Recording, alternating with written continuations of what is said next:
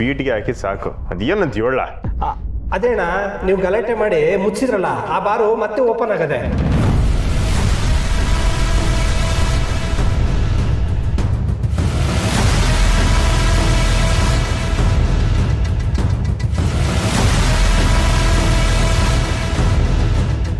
ಏನು ಹೇಳ್ತಿದ್ಯಾ? ಹೌದಣ್ಣ, ಬಡ್ಡಿ ಮಕ್ಕಳು ಮತ್ತೆ ಅದನ್ನು ಓಪನ್ ಮಾಡವ್ರೆ.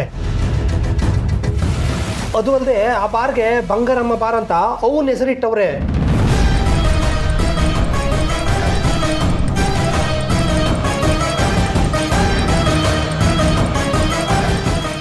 ನನ್ನ ಮಕ್ಳಿಗೆ ಡಿಮಾಕ್ ಇದ್ರೆ ಮತ್ತೆ ಬಾರ್ನ ಓಪನ್ ಮಾಡ್ತಾರೆ.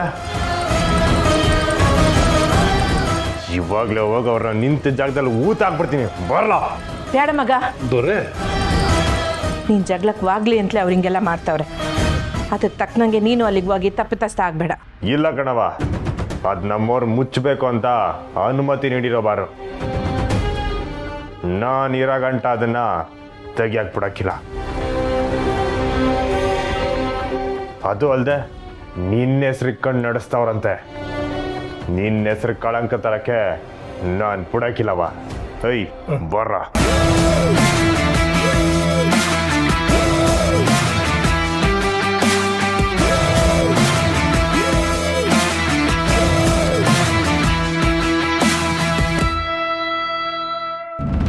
ಸಿಂಗರಮ್ಮ ಹೇಳಿರೋ ಪ್ಲಾನ್ ಪ್ರಕಾರನೇ ಇನ್ಮೇಲೆ ಒಂದಾದ್ಮೇಲೆ ಒಂದ್ ಎಲ್ಲ ಶುರುವಾಯ್ತದೆ. ಈಗ ನೋಡು, ಆ ಪುಟ್ಟಕ್ಕಂಗೂ ಬಂಗಾರಮ್ಮಂಗೂ ಯೋಟ್ ಮೇಲೆ ಯೋಟ್ ಬೀಳ್ತದೆ. ಪುಟ್ಟಕ್ಕಂಗೆ ಬೀಳ್ತದೋ ಇಲ್ವೋ, ಆ ಬಂಗಾರಮ್ಮನ ಸರಿಯಾಗಿ ಬಿಡ್ಬೇಕು. ಇಬ್ರಿಗೂ ಬೀಳುತ್ತೆ. ಆ ಪುಟ್ಟಕ್ಕ ತನಗ್ ತನ್ ಮಹಾ ಸಾಧ್ವಿ, ತನ್ ಮಕ್ಳು ಮಹಾ ಸಾಧಕರು ಅನ್ಕೊಂಡು ಊರೆಲ್ಲ ಓಡಾಡ್ತಾವಳೆ. ಅದಕ್ಕೆ ಅಲ್ವೇ ಆ ಸ್ಕೂಲ್ನಾಗೆ ಫಂಕ್ಷನ್ ಮಾಡಿಕೊಂಡು ಅವಳು ಅತಿಥಿಯಾಗಿ ಕರೆದಿರೋದು. ಪಾಪಕ್ಕನೇ ಅವಳು. ಏ ಸುಮ್ಕಿದ್ರೆ ಸರಿ, ಯಾವಾಗ್ಲೂ ಪಾಪ ಪಾಪ ಅನ್ಕೊಂಡು ನನ್ ಹೊಟ್ಟೆ ಉರ್ಸ್ಬೇಡ. ಹೋಗ್ಲಿ ಬಿಡು ರಾಜಿ, ಹೆಂಗೋ ಆ ಸಿಂಗಾರಿ ಕೊಟ್ಟಿರೋ ಪಿಲಾನಿಂದ ನಮಗೆ ಸಿಕ್ಬೇಕಾಗಿರೋ ಸಿಕ್ಕಿದ್ರೆ ಅಷ್ಟೇ ಸಾಕು. ಸಿಕ್ಕೇ ಸಿಗ್ತದೆ ನಂಜವ್ವ. ಸ್ಕೂಲಲ್ಲಿ ಪುಟ್ಟಕ್ಕಂಗೆ ಅವಮಾನ ಆಗಿ ಸಾಕಾದ್ರೆ ಮುಚ್ಚಿರೋ ಬಾರ್ ಓಪನ್ ಆಗೈತೆ ಅಂತ ವಿಷಯ ಗೊತ್ತಾಗ್ತಿದ್ದಂಗೆ ಅಲ್ಲಿ ಬಂಗಾರಮ್ಮಂಗೆ ಸಾಕಾಯ್ತದೆ. ಒಟ್ನಾಗೆ ನಮ್ಮಿಬ್ರು ವೈರಿಗಳು ಸಾಕ್ ಮೇಲೆ ಸಾಕ್ ತಗೊಂಡು ಕರೆಂಟ್ ಹೊಡೆದಿರೋ ಕಾಗೆಗಳಾಗದಂತೂ ಗ್ಯಾರಂಟಿ. ಯಾರು ಕಾಗೆ ಆಯ್ತಾರೋ ಬಿಡ್ತಾರೋ ನಂಗೆ ಗೊತ್ತಿಲ್ಲ ರಾಜಿ. ಆದರೆ ನಾನು ಮಾತ್ರ ಕುರ್ಚಿ ಮ್ಯಾಗ ಕೂತ್ಕೊಂಡು ಸಿಂಹ ಆದರೆ ಅಷ್ಟೇ ಸಾಕು.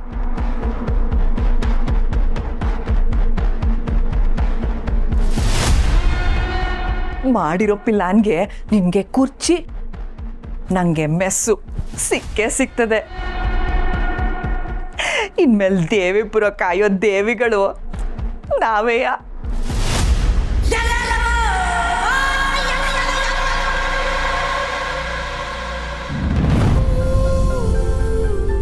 ಸಾನಾ ಬಾರವೇ. ಬಂದೆ ಅವ್ವ.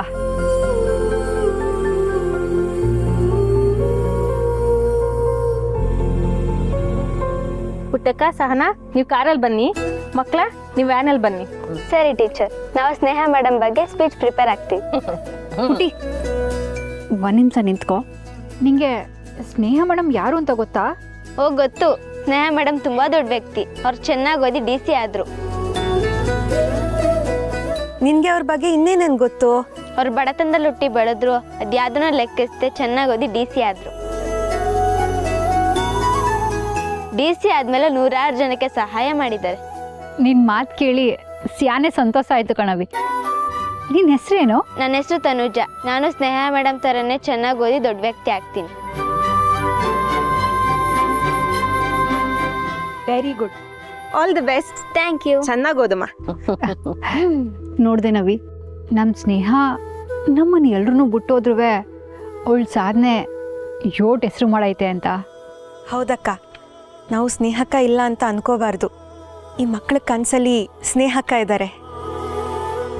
ಅರ್ಧ ಆಯಸ್ಗೆ ನನ್ನ ಮಗಳು ಬಿಟ್ಟು ಹೋದ್ಲಲ್ಲ ಅಂತ ನಾನು ಪ್ರತಿದಿನವೂ ಕಣ್ಣೀರು ಹಾಕ್ತಿದ್ದೆ. ಆದರೆ ಈ ಮಕ್ಕಳು ಮನಸ್ಸಿನಾಗೆ, ಮಕ್ಕದಾಗೆ, ಬಾಯಿನಾಗೆ ನಮ್ಮ ಸ್ನೇಹನ್ನೇ ಕಂಡ ಮ್ಯಾಕೆ ಇಲ್ಲ, ಇನ್ನು ಮ್ಯಾಕೆ ನಾನು ಅಳಬಾರ್ದು ಅಂತ ತೀರ್ಮಾನ ಮಾಡ್ಕೊಂಡೆ. ಅಳ್ಬೇಡಿ ಪುಟ್ಟಕ್ಕ, ನಿಮ್ಮಿಂದ 10 ಮಕ್ಕಳಿಗೆ ಬೆಳಕು ಸಿಗ್ತಿದೆ. 100 ಮಕ್ಕಳಿಗೆ ದಾರಿ ದೀಪವಾಗಿದ್ದೀರಾ. ನಾನು ದೊಡ್ಡವಳಲ್ಲ ಟೀಚರಮ್ಮ. ನನ್ನ ಮಗಳು ನಮ್ಮನ್ನ ದೊಡ್ಡ ಸ್ಥಾನಕ್ಕೆ ಏರಿಸ್ಬಿಟ್ಟು ಹೋಗ್ಬಿಟ್ಟವಳೆ. ಇವತ್ತು ಅವಳ ಹೆಸರು ನಡೀತಾ ಇರೋ ಕಾರ್ಯಕ್ರಮ ಸಹಿತ ನಾವು ಮಾಡ್ತಿರೋದಲ್ಲ, ಅವಳಿಗೋಸ್ಕರ ಮಾಡಿಸ್ಕೊತಾ ಇರೋದು. ಈ ಮಕ್ಕಳಲ್ಲಿ ಒಂದು 10 ಮಕ್ಕಳಾದರೂ ನನ್ನ ಸ್ನೇಹ ನನಗೆ ಬದುಕಿ ಬಾಳಿರೆ ಈ ರೀತಿಯಾಗೆ ನಾವು ಮಾಡಿದ ಸಹಾಯಕ್ಕೆ ಒಂದು ಗರಿ ಬಂದಂಗಾಯ್ತದೆ.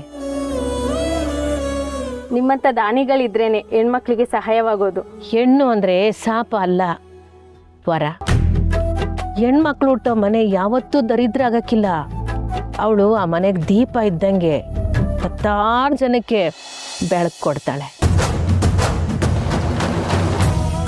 ಚಿಕ್ಕ ವಯಸ್ಸಿನಾಗೆ ತಂದೆ ಬಿಟ್ಟು ಹೋದ್ರೂ ನನ್ನ ಮಗಳ ಸ್ನೇಹ ಅದನ್ನು ಛಲವಾಗಿ ತಗೊಂಡು ಚಂದಾಗಿ ಓದಿ ತನ್ನ ಕಾಲ ಮೇಲೆ ತಾನು ನಿಂತ್ಕೊಂಡ್ಳು.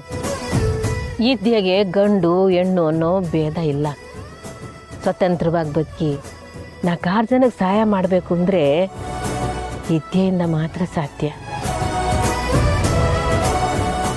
ನೋಡಿ ಮಕ್ಕಳ, ನಾವು ಬಡವರು ಅಂತ ಕೊರಗ್ತಾನೆ ಇರಬೇಡಿ. ಆ ಬಡತನನ ಪಕ್ಕಕ್ಕೆ ಇಕ್ಬಿಡಿ. ಸರಸ್ವತಿ ಕೈ ಹಿಡೀರಿ, ಲಕ್ಷ್ಮಿ ತಾನಾಗೆ ನಿಮ್ಗೆ ಒಲಿತಾಳೆ. ಎಂತ ಮಾತು ಹೇಳಿದ್ರಿ ಪುಟ್ಟಕ್ಕ. ಮಕ್ಕಳ ಎಲ್ಲ ಆಶೀರ್ವಾದ ತಗೊಳ್ಳಿ. ಅಯ್ಯೋ, ಒಳ್ಳೇದಾಗ್ಲಿ ಮಕ್ಕಳ, ಒಳ್ಳೇದಾಗ್ಲಿ. ಬನ್ನಿ ಕಾರತ್ತಿ.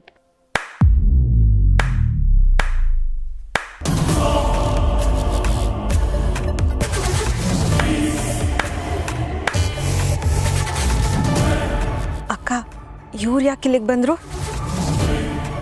ಯೋನೋ ಕಿತಾಪತಿ ಮಾಡೋಕ್ಕೆ ಬಂದಿರ್ತಾಳೆ. ಸಬಾಸ್ ಪುಟ್ಟಕ್ಕ, ಸಬಾಸ್. ಅಲ್ಲ, ಯೋನು ಮಾಡದೆ ಬರೀ ಮಾತನಾಗೆ ಸನ್ಮಾನ ಮಾಡಿಸ್ಕೊಳಕ್ ಕೊಟ್ಟಿದ್ಯಲ್ಲ, ನಿಂಗೆ ಸ್ವಲ್ಪನೂ ನಾಚಿಕೆ ಆಗಕ್ಕಿಲ್ವಾ?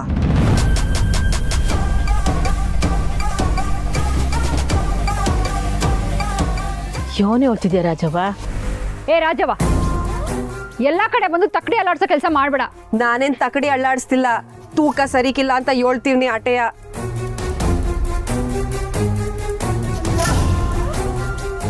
ಯೋನ್ ನಿನ್ ಮಾತನಾಡ್ತಾ ಅಲ್ಕಂಡ್ ಪುಟ್ಟಕ್ಕ, ಇದು ನಿನಗೆ ನ್ಯಾಯ ಅನ್ಸ್ತದ? ಮಕ್ಳಿಗೆಲ್ಲ ಹಣ ಕೊಡ್ತೀನಿ ಅಂತ ಬಣ್ಣದ ಕಾಗೆ ಆರಿಸ್ತಿದ್ಯಲ್ಲ, ಅದ್ಯಾವ್ ನಿನಗೆ ಒಳ್ಳೇದ್ ಮಾಡ್ತಾನ? ಏನು ಹೇಳ್ತಿದ್ದೀರಾ ನೀವು? ಈ ಪುಟ್ಟಕ್ಕ ಈ ಮಕ್ಳಿಗೆ ಕೊಟ್ಟಿರೋ ಚೆಕ್ನಾಗೆ ಯಾವ ದುಡ್ಡು ಇಲ್ಲ.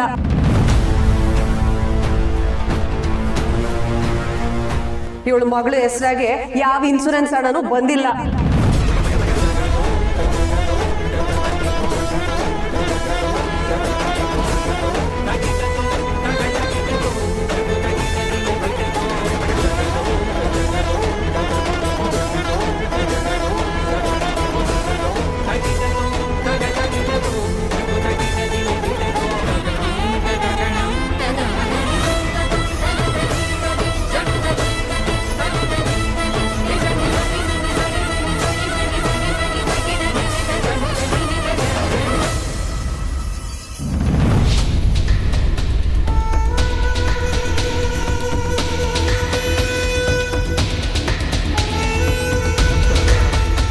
ಓಯ್ ನಿಂತ್ಕೊಳ್ರಲ್ಲ, ನಿಮಗೆ ಈ ಬಾರ್ಗೆ ಎಂಟ್ರಿ ಇಲ್ಲ ಅಂತ ಅಣ್ಣ ಹೇಳೋರೆ. ಏಯ್, ನಿಮ್ಮ ಅಣ್ಣಂಗೆ ಅಣ್ಣ ಬಂದವ್ರೆ ಅಂತ ಹೇಳು.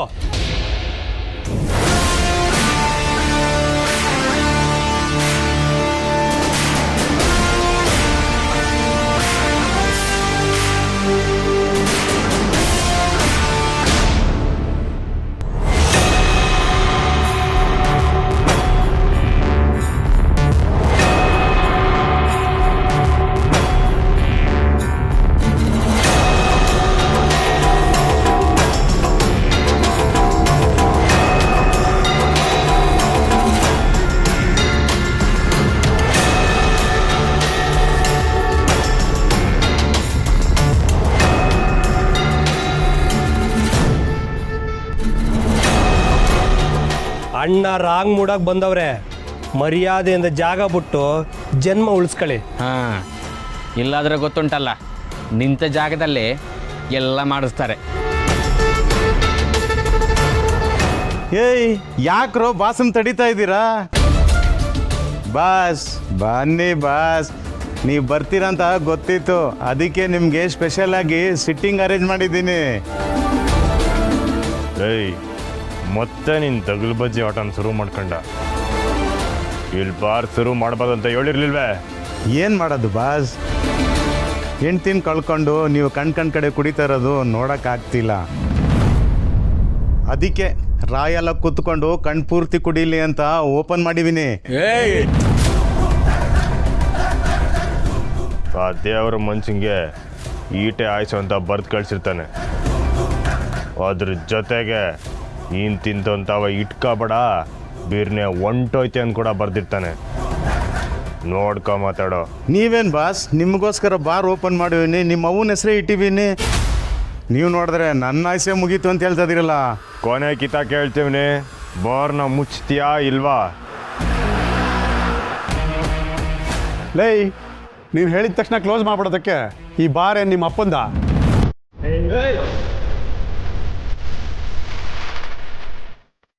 ನೀನು ಇಷ್ಟೆಲ್ಲ ಎಗರಾಡ್ತೀಯ ಅಂತ ಗೊತ್ತಿದ್ಕೊಂಡೆ ನೀನು ಬಾಲ ಕತ್ತರಿಸೋಕ್ಕೆ ನಾನು ಬೇರೆ ರೂಟೇ ಹಿಡ್ದಿದ್ದೀನಿ. ಒಂದು ಸರಿ ಅಲ್ಲಿ ನೋಡ.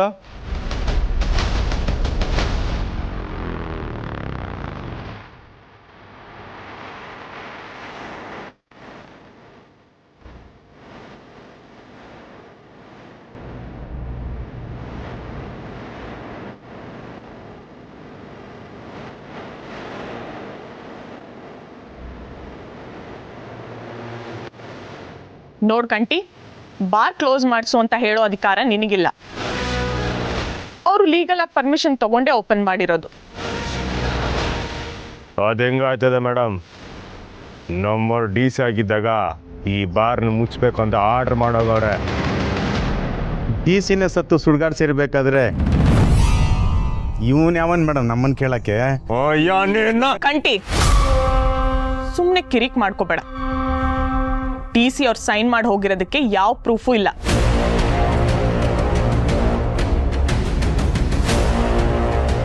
ಏನು ಎಲ್ಲರೂ ಸೇರ್ಕೊಂಡು ನಾಟಕ ಆಡ್ತಿದ್ದೀರಾ? ನಮ್ಮವ್ರು ಸಹಿ ಹಾಕಿದ್ರು ಅನ್ನೋಕ್ಕೆ ಸಾಕ್ಷಿ ಇದೆ. ಒಂದು ನಿಮಿಷ ಇರಿ.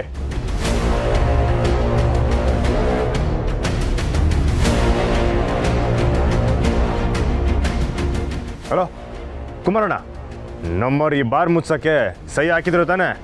ಈಗ ಇವರೆಲ್ಲ ಸೇರ್ಕೊಂಡು ಸಹಿ ಹಾಕಿಲ್ಲ ಅಂತ ಹೇಳ್ತವ್ರೆ. ಎಸ್ ಪಿ ಮೇಡಮ್ ಇಲ್ಲೇ ಅವ್ರೆ, ಕೊಡ್ತೀನಿ, ಮಾತಾಡಿ. ಬೇಡ, ದಯವಿಟ್ಟು ಕ್ಷಮಿಸ್ಬಿಡಿ. ಇದರಲ್ಲಿ ತುಂಬ ದೊಡ್ಡವ್ರ ಕೈವಾಡ ಇದೆ. ಇವಾಗ ನಾನು ಯಾರ ಹತ್ರನೂ ಏನೂ ಹೇಳೋ ಪರಿಸ್ಥಿತಿಲಿಲ್ಲ. ನನ್ನ ಟ್ರಾನ್ಸ್ಫರ್ ಮಾಡಿದ್ದಾರೆ, ಕ್ಷಮಿಸ್ಬಿಡಿ ಅಣ್ಣ. ಅಲ್ಲ ಕುಮಾರಣ್ಣ,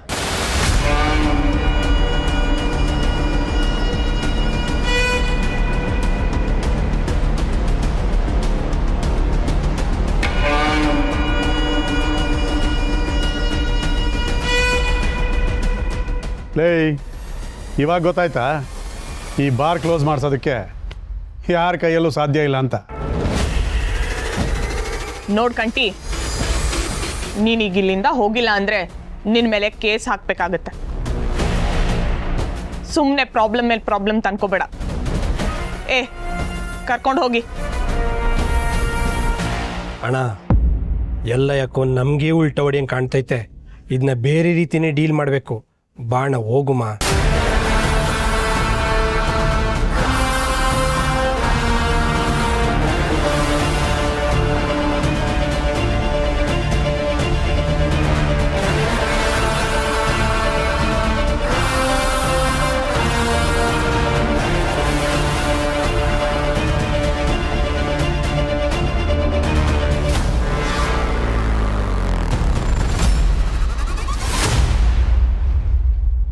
ರಾಜವ್ವ, ಸುಮ್ಕೆ ಯೋನೇನೋ ಹೇಳ್ಬೇಡಕ್ಕನವ್ವ. ನನ್ನ ತಂಗಿ ಹೆಸರಿನಾಗೆ ದುಡ್ಡು ಬಂದೈತೆ ಅಂತ ಗೊತ್ತಾದ್ಮೇಲೆ ನಾವೆಲ್ರಿಗೂ ಚೆಕ್ ಕೊಟ್ಟಿದ್ದು. ಪುಟ್ಟವಂಗೆ ಸನ್ಮಾನ ಮಾಡ್ತಾರೆ ಅನ್ನೋದು ಗೊತ್ತಾಗಿ ಅದನ್ನ ಹಾಳು ಮಾಡಕ್ ನೋಡ್ಬೇಡಿ. ಅಮ್ಮಣ್ಣೆ, ನಾನೇನು ಹೊಟ್ಟೆ ಹೊರ್ಕೊಂಡು ಇಲ್ಲಿಗೆ ಬಂದಿಲ್ಲ. ಮಾಡದೇ ಇರೋ ಕೆಲಸನ ಮಾಡಿದೀನಿ ಅಂತ ಬಿಲ್ಡಪ್ ಕೊಡ್ತಿದ್ದೀರಲ್ಲ, ಅದನ್ನ ತಡಿಯಕ್ಕೆ ಬಂದಿರೋದು. ರಾಜವ್ವ, ಸುಮ್ಕೆ ಯಾಕೆ ಮಾತು? ನಾವುವೇ ಎಲ್ಲ ತಿಳ್ಕೊಂಡೆ ಮಕ್ಕಳಿಗೆ ಚೊಕ್ ಕೊಟ್ಟಿರೋದು. ಇದ್ರಾಗ ಏನು ಮೋಸ ಇಲ್ಲ ಕಣವ. ನೀನ್ ಮೋಸ ಮಾಡ್ತಿದ್ಯಾ ಅಂತ ಹೇಳ್ತಿಲ್ಲ, ದುಡ್ಡೇ ಬರ್ದೆ ಈ ಮಕ್ಳಿಗೆಲ್ಲ ಅದ್ ಹೆಂಗ್ ಸಹಾಯ ಮಾಡ್ತೀಯ ಅಂತ ಕೇಳ್ತಿರೋದು. ನಿನಗೆ ದುಡ್ಡು ಬಂದಿಲ್ಲ ಅಂತ ಯಾರಿಗೆ ಹೇಳಿದ್ದು? ಸಾರಿ ಬಿಡು, ನಿಮ್ಗೆ ಯಾರಿಗೂ ನನ್ನ ಮಾತಿನ ಮೇಲೆ ನಂಬಿಕೆ ಇಲ್ಲ ಅಲ್ವಾ? ನಿಮಗೆ ದುಡ್ಡು ಬರ್ತದೆ ಅಂತ ಹೇಳೋದ್ನಲ್ಲ, ಆ ವ್ಯಕ್ತಿನ ಇಲ್ಲಿ ಬಂದವನೇ, ಅವನ್ನೇ ಕೇಳ್ಕೊಳ್ಳಿ. ಇನ್ಸೂರೆನ್ಸ್ ಅಪ್ಪ ಓಸಿ ಬಾ ಇಲ್ಲಿ.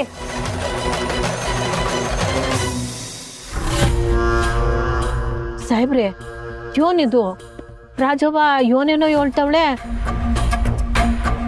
ಅವತ್ತು ನೀವೇ ಅಲ್ವೇ ನಿಮ್ಮ ಮಗಳ ಹೆಸರಿನಾಗ ದುಡ್ಡು ಬಂದದೆ ಅಂತ ಬಂದು ಹೇಳಿದ್ದು? ಹಾಗೆ ಹೇಳಿದ್ವಮ್ಮ, ಆದರೆ ಈಗ ಅದರಲ್ಲೊಂದು ಸಮಸ್ಯೆ ಶುರುವಾಗಿದೆ.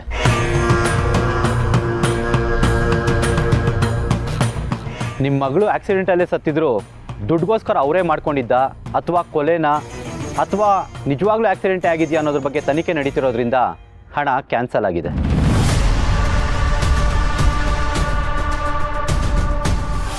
ಅಯ್ಯೋ, ಇದ್ಯೋನ್ ಸಾಹೇಬ್ರೆ, ಇದ್ಯೋನ್ ಹಿಂಗೆ ಹೇಳ್ತಿದ್ರಲ್ಲ. ಏನು ಮಾಡೋದಮ್ಮ, ಆಕ್ಸಿಡೆಂಟಲ್ಲಿ ಅತ್ತೆ ಬದುಕಿ ಸೊಸೆ ಮಾತ್ರ ಸತ್ತೋದ್ರೆ ಎಂಥವ್ರಿಗೂ ಅನುಮಾನ ಬಂದೇ ಬರುತ್ತಲ್ವಾ?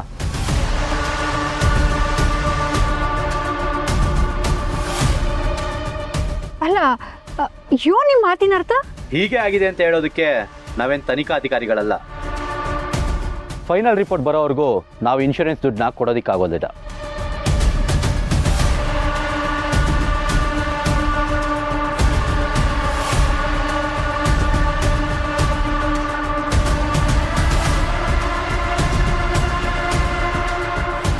ಕೇಳಿಸ್ಕೊಂಡ್ರಾ? ಈಗ್ಲಾದ್ರೂ ಅರ್ಥ ಆಯ್ತಾ?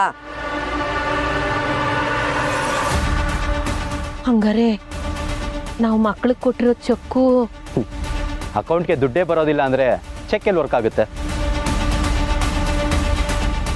ಮಕ್ಕಳೇನಾದ್ರು ಪ್ರೆಸೆಂಟ್ ಮಾಡಿದ್ರೆ ಬೌನ್ಸ್ ಆಗುತ್ತೆ, ಆಮೇಲೆ ಅದು ಚೆಕ್ ಬೌನ್ಸ್ ಕೇಸು ಆಗ್ಬೋದು. ಇದೇನು ಸರ್ ಹೀಗೆ ಹೇಳ್ತಿದ್ದೀರಾ? ನಾವು ಮಕ್ಕಳಿಗೆಲ್ಲ ದುಡ್ಡು ಬಂದೇ ಬರುತ್ತೆ ಅಂತ ಮಾತು ಕೊಟ್ಟಿದ್ದೀವಿ. ಸಾರಿ ಮೇಡಮ್, ಲಾಸ್ಟ್ ಮೂಮೆಂಟಲ್ಲೆಲ್ಲ ಕ್ಯಾನ್ಸಲ್ ಆಗಿದೆ. ನೀವು ಮಕ್ಕಳು ಕೊಟ್ಟಿರೋ ಚೆಕ್ನ ರಿಟರ್ನ್ ತೊಗೊಂಡು ಕ್ಯಾನ್ಸಲ್ ಮಾಡ್ಕೊಳ್ಳಿ, ನಾವೇನು ಮಾಡೋದಕ್ಕಾಗಲ್ಲ. ನಾನಿನ್ನು ಬರ್ತೀನಿ.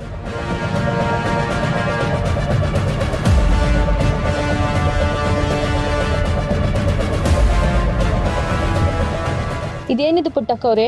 ಹಾಗಿದ್ರೆ ನಮ್ಮ ಮಕ್ಕಳಿಗೆ ಸಹಾಯ ಆಗೋದಿಲ್ವಾ?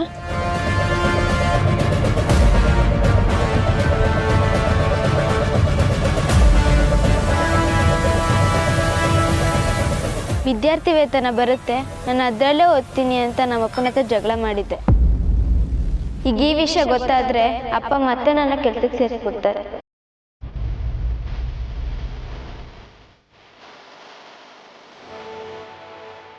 ಅಲ್ಲ, ನಾನು ಹೇಳಿದ್ರೆ ನನ್ನ ಮಾತೆ ಕೇಳಕ್ಕಿಲ್ಲ ಅಂತೀರಾ ನೀವು?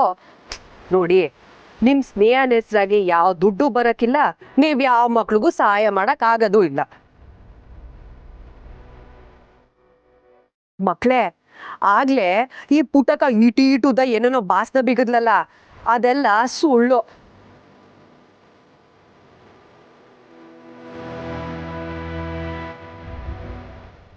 ಈ ಹೆಣ್ಮಕ್ಳು ಓದಕ್ ಆಗಕ್ಕಿಲ್ಲ, ಅದ್ರಲ್ಲೂ ಬಡತನದಲ್ಲಿರೋ ಹೆಣ್ಮಕ್ಳಂತೂ ಓದಕ್ ಆಗಕ್ಕೆ ಇಲ್ಲ.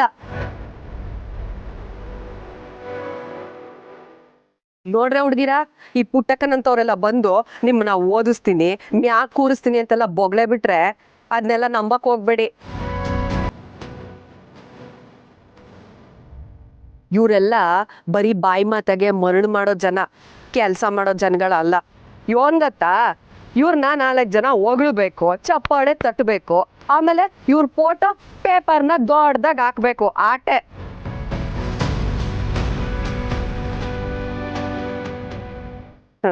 ಒಳ್ಳೇದ್ ಮಾಡೋ ಯಾವ ಉದ್ದೇಶನೂ ಇವ್ರಗಳಿಗಿಲ್ಲ. ಇನ್ಯಾಗಾದ್ರೂ ಇಂಥವ್ರು ಯಾರ ಮಾತ್ಗೂ ತಲೆ ಕೆಡ್ಸ್ಕೊಳ್ದೆ ಓದಕ್ಕಾಗದೆ ಇರೋರು ಮನೇಲೆ ಮುಸ್ರೆ ತಿಕ್ಕಿ.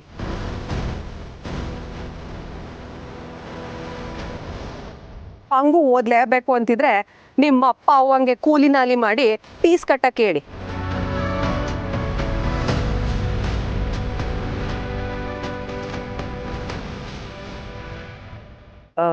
ರೀ ಟೀಚರಮ್ಮ, ಇನ್ಯಾಕೆ ಇಂಥ ಸುಳ್ರಿಗೆಲ್ಲ ಸನ್ಮಾನ ಮಾಡಿ ಮಕ್ಳು ಮನ್ಸ್ನಾಗೆ ಆಸೆ ಗೀಸೆ ಹುಟ್ಟಿಸ್ಬೇಡಿ.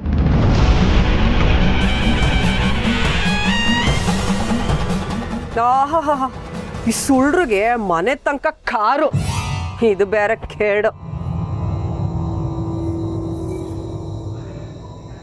ದಯಮಾಡಿ ಯಾರು ಬೇಸರ ಮಾಡ್ಕೋಬೇಡಿ. ಇದು ನನ್ನ ಮಗಳ ಹೆಸರನ್ನ ನಡೀತಿರೋ ಕಾರ್ಯಕ್ರಮ. ಅದ್ಯಾವುದೇ ಕಾರಣಕ್ಕೂ ನಿಲ್ಲಕ್ಕಿಲ್ಲ.